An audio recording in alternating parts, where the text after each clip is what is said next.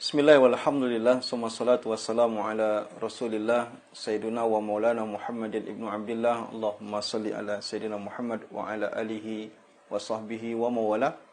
Para pendengar yang saya muliakan di mana saja antum berada, saya mendoakan semuanya berada dalam keadaan sehat, tetap semangat untuk beribadah, menjalankan ibadah puasa 1441 dengan cara maksimal.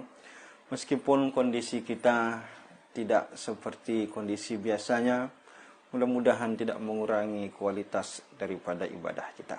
Baik, pertemuan kali ini sebagai sambutan kita pada bulan yang sangat mulia, bulan Ramadan yang disebut sebagai Sayyidus Syuhur atau induk dari segala bulan-bulan. Bulan yang dinantikan oleh seluruh umat Islam, sehingga kita selalu berdoa, Allahumma balighna Ramadan.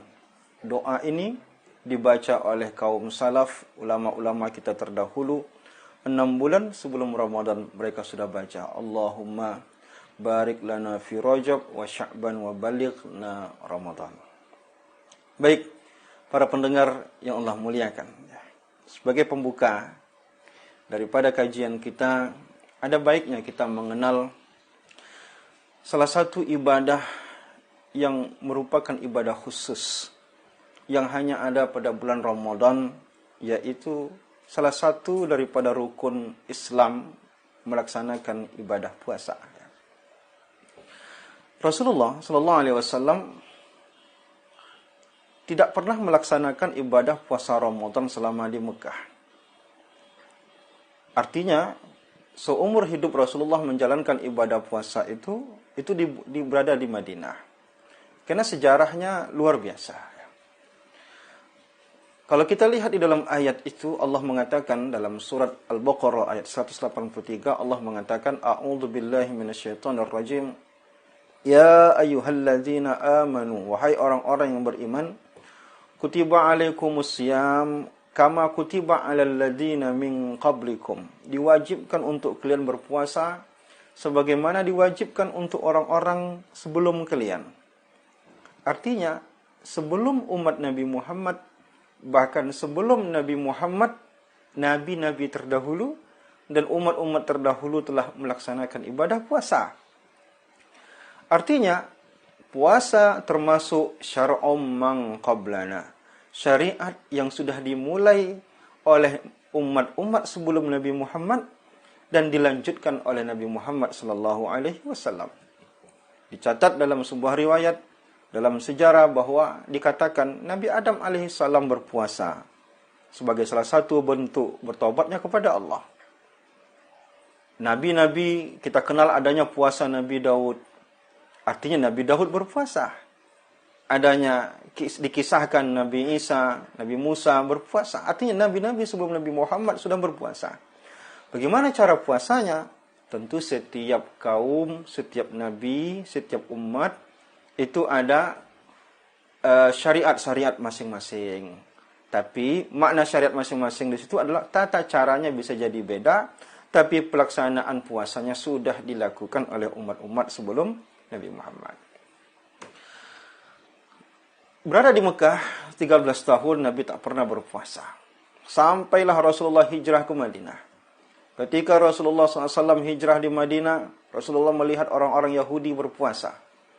Tepat pada tanggal 10 bulan Muharram, atau kita sebut dengan hari Asyura ya. Rasulullah bertanya, kalian kenapa berpuasa pada hari ini? Orang-orang Yahudi berpuasa. Rasulullah bertanya, apa alasan kalian wahai orang-orang Yahudi berpuasa di tanggal 10 bulan Muharram ini? Kata mereka apa? Ini adalah hari di mana Allah menyelamatkan Nabi Musa dan Allah menenggelamkan Fir'aun. Mereka bersyukur kepada Allah karena Allah menyelamatkan Nabi Musa. Ini kaum Bani Israel ya. Bani Israel diperlakukan oleh Fir'aun dengan perlakuan yang sangat buruk.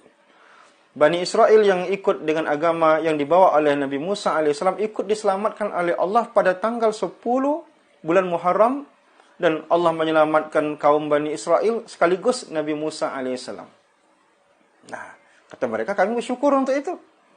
Kata Rasulullah apa? Kalau itu alasan kalian berpuasa, maka aku lebih layak untuk berpuasa dibandingkan kalian. Maka pada tahun pertama Rasulullah berada di Madinah, Rasulullah perintahkan kepada seluruh umat Islam untuk berpuasa pada tanggal 10 bulan Muharram, dan hukumnya wajib. Ini tahap yang pertama, ya. Sampailah pada tahun kedua Hijriah, turunlah ayat A'udzu billahi minasyaitonir rajim. Ya ayyuhalladzina amanu kutiba alaikumus syiyam kama kutiba 'alal ladzina min qablikum la'allakum tattaqun. Wahai orang-orang yang beriman, diwajibkan kalian berpuasa sebagaimana yang sudah diwajibkan kepada umat-umat sebelum kalian, agar kalian menjadi orang yang bertakwa. Maka begitu ayat ini turun, ayat ini menjelaskan bahwa ada puasa yang diwajibkan oleh Allah, yaitu puasa pada bulan Ramadan. Ayat ini turun mewajibkan berpuasa selama Ramadan penuh, sekaligus membatalkan kewajiban berpuasa tanggal 10 bulan Muharram atau puasa Asyura tadi. Jadi kata Rasulullah, puasa Asyuranya yang mau puasa silakan, yang tak mau puasa juga tidak apa-apa. Artinya yang tadi hukumnya wajib berpindah hukumnya menjadi sunnah. Dan kenapa? Karena sudah dinasakh dengan ayat Al-Quran ini, puasa pada bulan Ramadan. Nah, sejak itulah maka bermulalah kewajiban puasa bulan Ramadan. Dicatat dalam sejarah, setidaknya seumur hidup Rasulullah itu mendapatkan kewajiban berpuasa sebanyak 9 kali. Dihukumkan wajib, bukan hanya wajib, tapi merupakan rukun bagi umat Islam.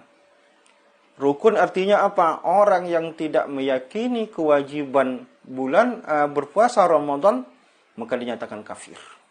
Kenapa? Karena itu dalilnya sharih, jelas dalam Al-Quran. Perintahnya jelas. Karena orang yang sengaja mengatakan tidak wajib, berarti dia menentang, membatalkan isi Al-Quran, sekaligus perbuatan yang jelas dilakukan oleh Rasulullah SAW. Maka setelah itu, Ramadan menjadi sayyidus syuhur.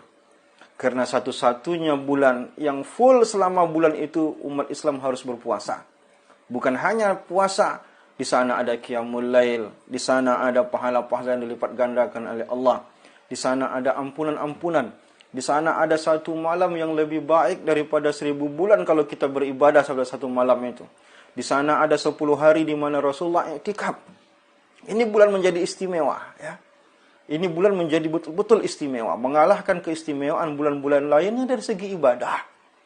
Maka dari itu, begitu masuk Ramadan, ini adalah bulan yang paling membahagiakan bagi seorang muslim. Kenapa? Di sini saatnya mereka panen pahala, panen ampunan, panen ibadah.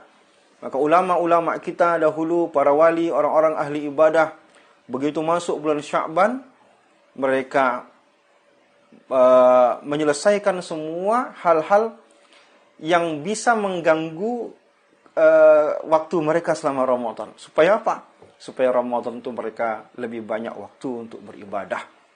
Lihatlah bagaimana sahabat, bagaimana para wali, bagaimana tabi'in. Ramadan itu betul-betul waktu di mana mereka menghabiskan waktu mereka untuk beribadah, membaca Al-Quran. Imam Syafi'i, kalau hari biasa seperti ini, dia cuma 1 kali khatam 1 hari. Tapi kalau begitu masuk Ramadan, dia khatamnya 2 kali.